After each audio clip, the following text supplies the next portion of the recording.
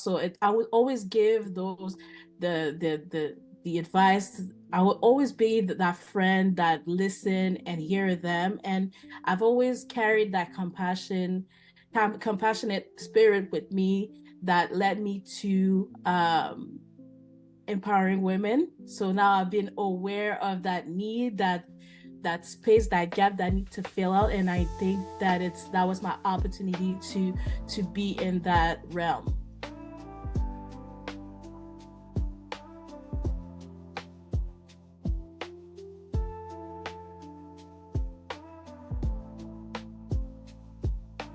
Hi, everyone. Welcome to the Unlock Potential, a podcast where we give the platform for entrepreneurs that are killing the game and are sharing their experience.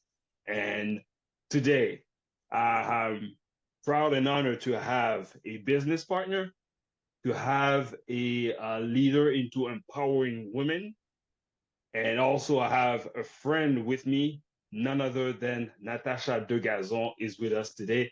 Hi, Natasha. How you doing? Hi, Kevin. Thank you so much for having me. It's a pleasure and an honor to be on this podcast with you. Well, you're welcome. I want to thank you as well for taking some of your precious time to be part of my podcast. And so let's start in general. For those who don't know, who is Natacha Degazon? Well, first of all, I go by Natacha DG because sometimes my last name is kind of complicated in the on the English side since it's a French name. Hmm? But I am also a podcaster. I do host the Woman Up podcast.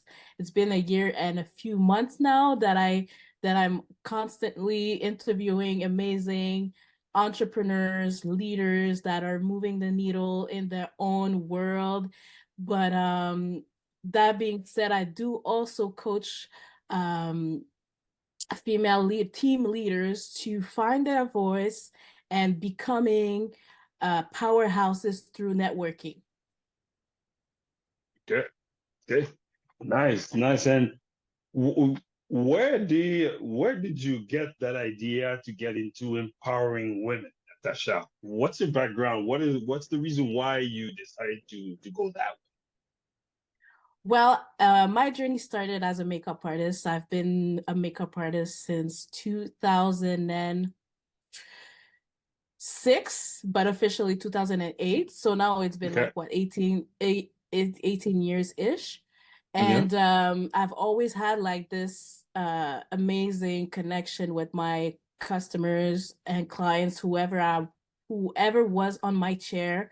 We would have like amazing and even intimate conversations about their own personal stuff and where they are their challenges as well. So I would always give those the advice.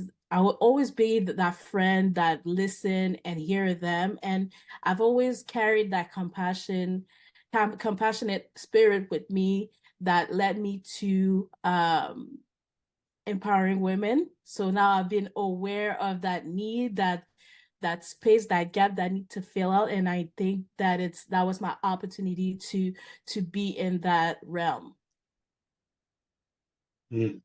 Okay. So basically, it's by with the different customer you had when you started in your makeup business that you noticed that there was a gap, there was a need in that. That's why you decided to go that way. It's just because I noticed that people were comfortable, even strangers, Hmm? mostly strangers, to open themselves to me about their own journey, their own personal life. And it was so personal. At one point it was so personal that I would say, you know what, I'm a stranger. I just want to let you know I'm very open to conversation, but I'm a stranger. I just want to let you know. And the outcome and whatever, all the response I will always get is, I don't know why, but I feel that I can talk to you. And I'm like, really? Well, you know what? I'm open, so we could talk. We could be like very have that friendly exchange, and that's how it started. Actually, that was the catalyst of it all. Hmm. Nice, nice. Was it something that when you were hearing people like strangers literally telling you that they feel comfortable sharing those intimate in details about their life, was is it something that you used to as your day to day in your life with your friends and people you are with, or was it something out of the blue? What do you mean, my skill or No, no, of the of I mean, when you say that strangers were telling you that they're comfortable sharing some intimate details about their life, is it something that either your family or friends that already know you knew that you had that in you, or have you noticed that before getting into that point? I've always been like that. I've always been the confident friend. Okay.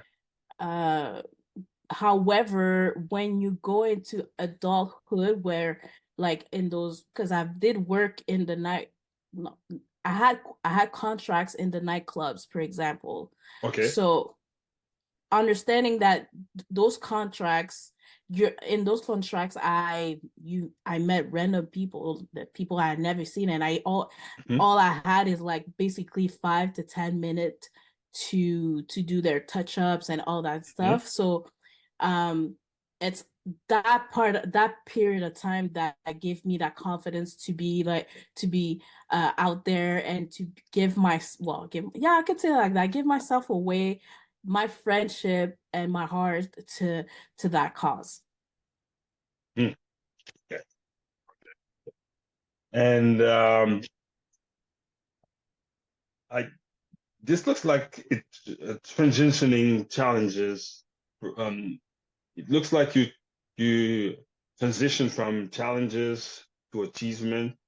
Um, what were some of the initial hurdles you faced when you started your? You mentioned earlier you have the Woman Up channel and all of that. I also noticed that you started a LadyBoss Network.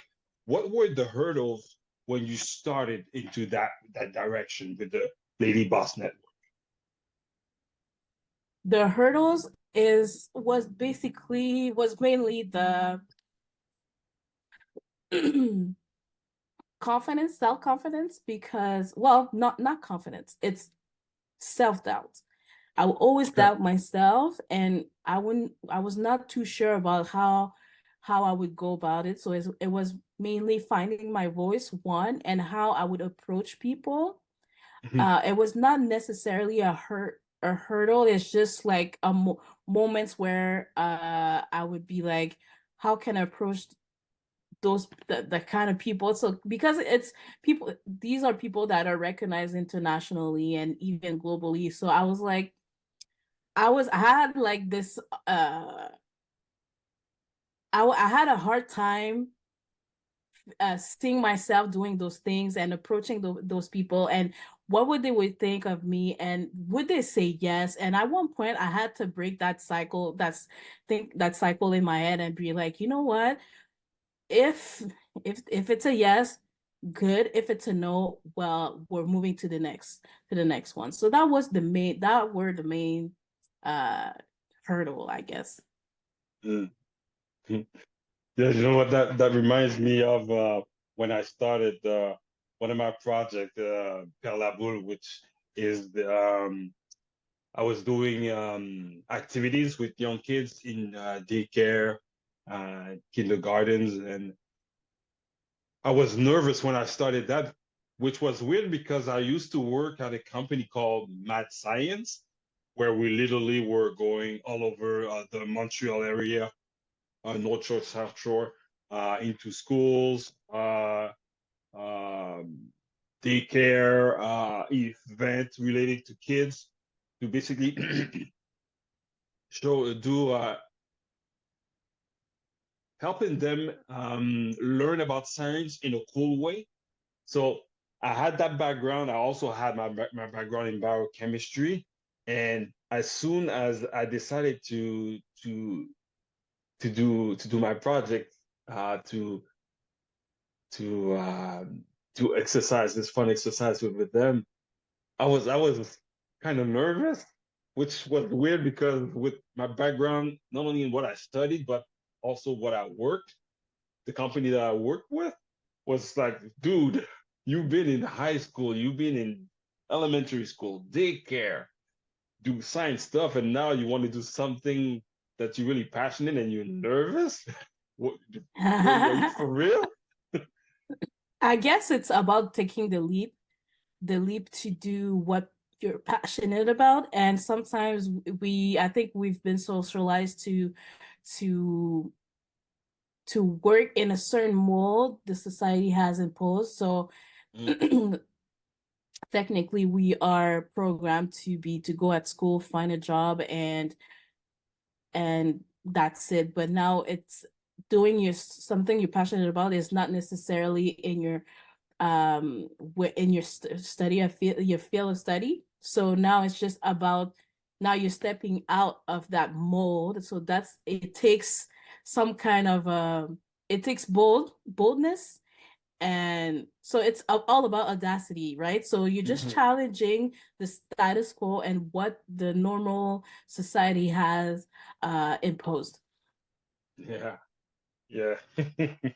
And you know what was weird is that I was nervous on my way over there, but as soon as I started what I was doing with the kids, it's like everything went away. So for me, it was always working before the event, working a lot on my breathing to calm myself down and all of that. And because once I was there, once I'm really a focused guy.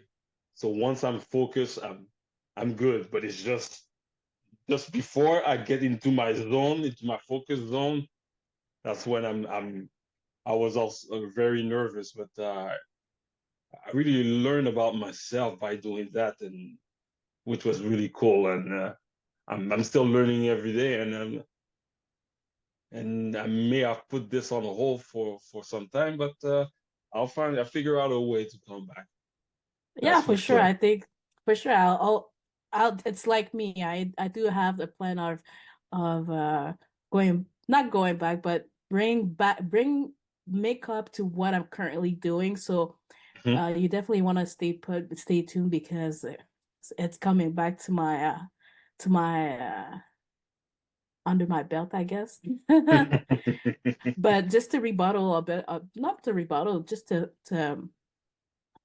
support what you were saying, because it's something that I can relate, having to be stressed out about doing the things when you're like jumping in. And I've learned throughout the years that it's important to have a pre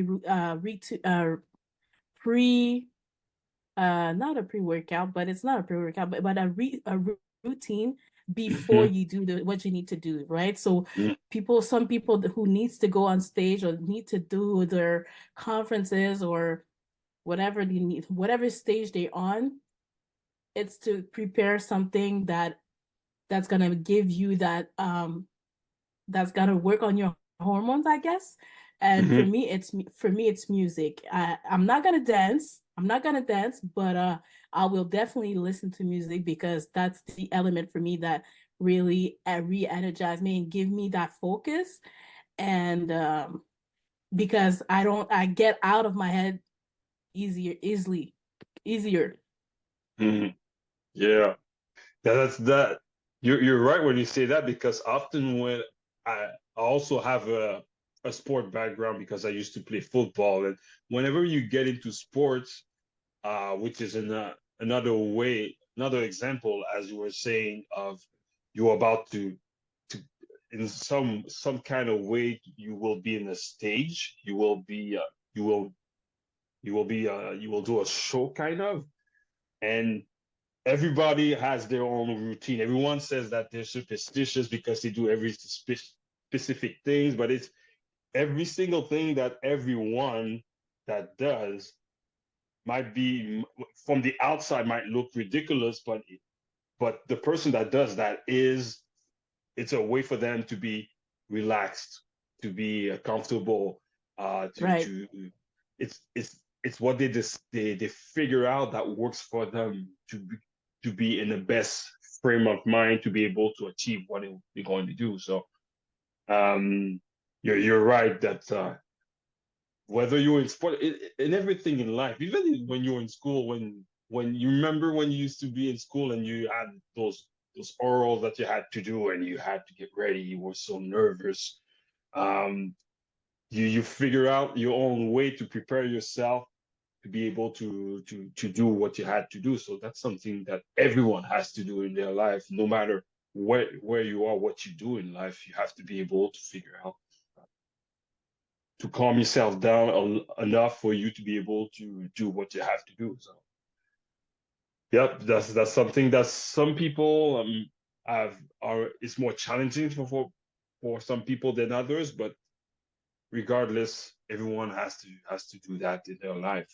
Uh, Even when you ask someone out, you have to figure out a way to be able to be able to ask that person if they want to dance, if they want to want to drink, want to eat, whatever. So It's it's sometimes when I see my daughter being so nervous about things that she has to do at school or in her life, is that I always tell her it's a way for you to get stronger, because through your whole life you're gonna have to to do things like that regardless of what you absolutely. have to do. Yeah, it's about getting your feet wet. Yeah, yeah, yes, perfect. Nice example. Get your feet wet. And how did you overcome those challenges? You were mentioning that um, that those hurdles, kind of, you say that there was not really hurdles, but how were you able to go through those little challenges when you started the Lady Boss Network? How I went through them? Yeah. I had to get out of my head, and self-doubt was definitely one the major hurdle. And once I removed that from my head, I was unstoppable. I was like I was like a Speedy Gonzalez, I guess. But uh honestly, I didn't. That was the main thing. So once I removed the self-doubt, and then thinking, because I'm an overthinker. But Hmm. what the as an overthinker, what does it do? It only paralyzes you for making decisions. And if you're not making decisions, then you're not making any actions, right? However, Hmm. I needed to bring my new brand to another level. But and in order for me to bring that brand to another level, or even like to be considered, I have to break the ice at one point, right? And Hmm. breaking the ice, and there's like leveling up not only the quality of the podcast itself, but the people that you're receiving as well, how you receive them as well. So I had strength. So I just honestly, I didn't think about I stopped focusing on my weaknesses, and I used all my strength to go for the win and score. Hmm. Yeah, yeah, because we how can I say this? You were saying that you were an overthinker, and there's a quote, I don't remember what it is. It's like it goes something like you're paralyzed because you overanalyze or something like that. I don't Yeah. remember the exact quote, but yeah, you're right on that, because me too. Me too. I'm a perfectionist. This comes from my dad. My dad was a photographer back in the days. Taking pictures was more than use your cell phone. My dad was literally in the basement. He installed a lab in the basement that called all kind of machines to be able to. He took the picture. back in the days they were I don't know how to say it, the film was rolled in a tiny little can, and um, we had to develop that and print those papers. And when you print the papers, it was going through different kind of chemicals to have the end result. And Oh, so he's an OG with the oh old method. I don't like yes, that. yes, and he's so picky and well in a good way because he was getting good results. So in a way, that was worth it for him because at the end of the day, he was delivering an awesome product. But he was also like that in also other things in his life. And one of my challenges through well, still today, is that sometimes I overthink. I think to make sure I want it to be perfect. And I remember one when I used to work at my science, my boss Karim, uh, at some point he took me aside and said, "Kevin, you do great work, but here's your issue. You want it to be perfect. At some point, you have to be able to let it go and say, is this good enough? You need to Hmm. have that. You need to have that habit.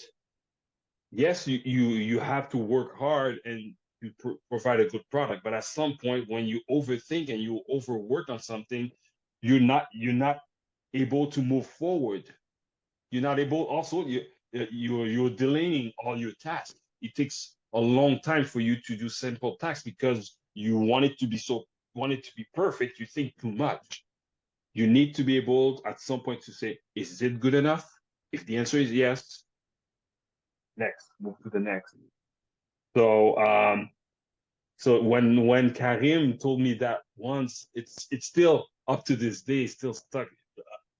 It's stuck with me. I worked there. It was early 2000, and it's still there. It's still something that I'm working on. That don't overthink, don't overwork. Is it good enough? Yes. Okay, good enough. Move to the next. So that's yeah. Yeah, we're working on those challenges. It's hard, but it's it's worth it at the end of the day. Um, so I just got my alarm to tell me that we're almost done.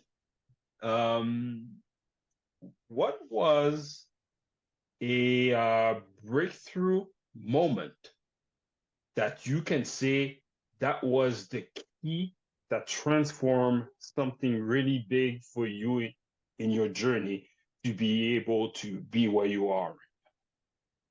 Um, well, first of all, I still have a lot to learn. I have a lot to go through. There's a lot of stuff that I need to go through yet. I've yet to experience anything, so I'm still hungry for more for sure.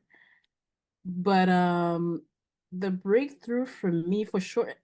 One thing that really helped me is getting a mentor, getting a coach. Um, because you can't do it alone, and you have to be humble enough to say that to say and to accept help, Mhm, and have that vulnerability to have someone else, someone that it's outside of, well, someone to put a finger on your weakness, and even your best asset, even your best strength. You need that person that's going to help you use that to your advantage and help you leverage those opportunities, right? mhm. So for sure I had like, I think it was my very first podcast, I guess, I think, because my very first podcast when I recorded, it was not my own podcast. It was on my mentor's podcast. And Okay. I think because I was so um quiet at first, I don't think he expected that he did I don't think he expected much out of me. But the first episode that we recorded, he was speechless. He was like, "What?"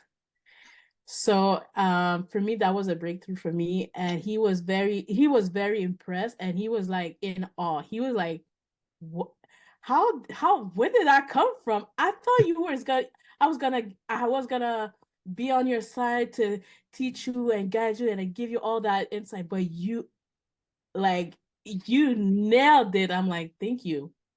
And that day, he even at the same moment that he was like, I don't know, he was in in awe, I guess. He bought me a little gift. It was my first like great headsets. So these ones I don't use them often because I want to keep them for a very long time, right? So for Okay. me, it represents a lot for me. So that I don't even use them to go to the gym. These are my I even when they were no longer even until the day that they don't work, I will still keep them as a souvenir, as a reminder Hmm. that you could do it all. I can do it all. And that's why sometimes, and even that's why now today you can, even if I have a challenge, I always prime myself to say, I'm good, it's easy, and I prime my brain to be successful. I'm not attaching myself to an outcome, but I attach myself to the performance. So the best bet you could do is on yourself. Hmm. So I aim to do to do the best that I can, and that's all I can. That's the only thing I have control on. Yeah. Yeah. Yeah. You're so right because when we wanna achieve something and we're so stressed out on what we have to do, we overthink about a lot of things. As I mentioned, we are, like you said, we are overthinkers. Me too. But what works for me, I say, if what works for me is that I'll also tell myself, listen, you don't control what everyone else does. But guess who you control? You control what you can. So focus on what you have to do your best on what you have to do, and the rest will figure itself out. So yeah, yeah. When I'm stressed out, me too. I always come to my breathing. Yeah, I do that a lot. Um, all my meditation that I do every day, it helps me through every single day as well when I'm stressed out. And when I calm myself down just enough to get back into control, now I say, okay, focus on what you have to do. What do you have to do? You have to do this. Okay, focus on that. Nothing else. And like I said earlier, I'm a focus machine. When I'm focused on something, people sometimes think I'm pissed, I'm mad, but I'm not. I'm just focused. I'm just I focused on what I have know. to do. I have the same issue. People think sometimes that I'm like I'm angry and no, it's just because I'm thinking of something, and a mind of a woman can go so many ways. For one, the mind of a woman can go so many ways, but she has many thoughts in the same and at the same time. So I'm very in my head. So I can totally relate to what you just said. Yeah. Yes. Well, last thing, Natasha, anything coming up? Any project? What's on the news on your side? I got three books in the making to be released Mhm. soon. I did work on them like in the background just because, these are topics that I wanted to cover for a while, and Okay. I didn't do it like overnight. Like I'm not that that like great of a writer. However, I am definitely very determined to put them out. And so three books. Good. Uh Yeah. I do have the one challenge that I'll be putting out for people to find their voice and even move the needles, and Okay. I do have my calendar are opening for new people who want to be mentored and coached by me and my team. And I do also one thing that I'm very proud that to launch soon is my events. I'll Hmm. be officially hosting live events. So I'm very excited about that. I used to host events in the past, and I had to put that on ice just because obviously there was a lot going on. That was before COVID, so obviously a lot of Hmm. stuff went had gone a lot of time had gone by, and we changed, and a lot of stuff we went through.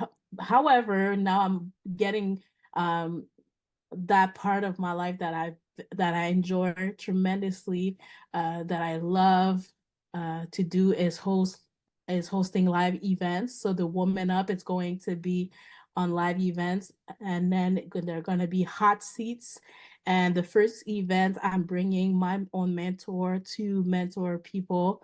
So you definitely don't want to miss this. It's gonna be happening in Montreal. It's gotta be, like I said, it's going to be lit, and I'll make sure of that for sure.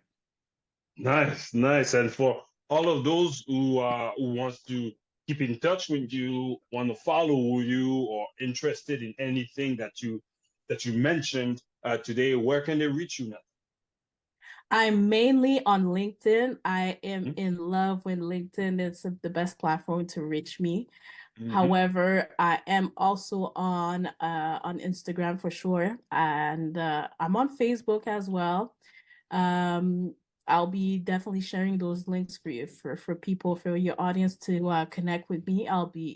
It's going to be I'm actually very excited to get to meet with the people from your audience.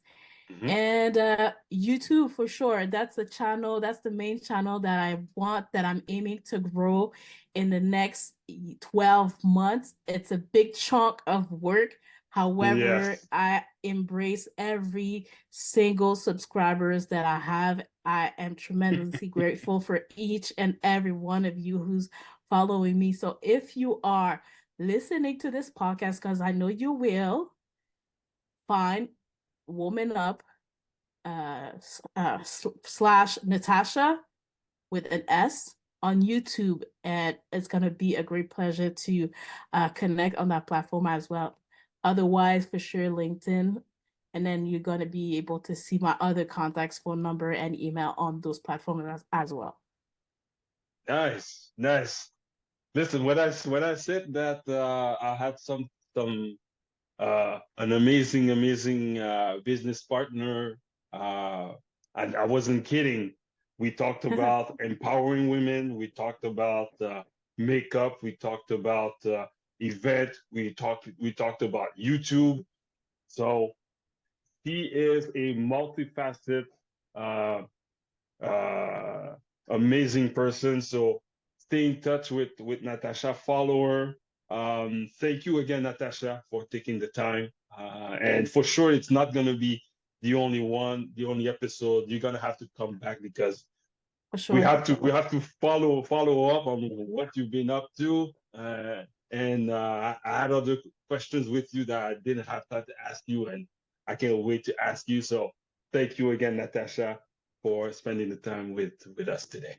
I want to thank you so much, Kevin, for inviting me. You were on my podcast as well, so we might want to share that link as well in your in that episode. And for sure, maybe we should definitely do a series on my podcast on podcast together, so we could grow Mhm. together as well. So if you're open to that, you know what, I'm very open to that as well, but I'm grateful for this opportunity today. I know it's how um how priceless it is. So Mhm. thank you so much. Thank you so much, Kevin, for having me and thinking of me for your podcast. You're welcome. You're welcome. Thank you, everyone, for tuning today into the Unlock Potential Show. Join us next time as we uncover more stories of innovations and success. Don't forget to give us a thumbs up, press the subscribe button and ring the bell so you won't miss our next episode. If you have any comments regarding what we talked today, don't be afraid to write them below. And remember, every big journey begins with a small step. Let's take that first step together here at Unlock Potential. See you on the next episode, everyone. Brought to you by Wonder Studio and produced by Kevin Raphael.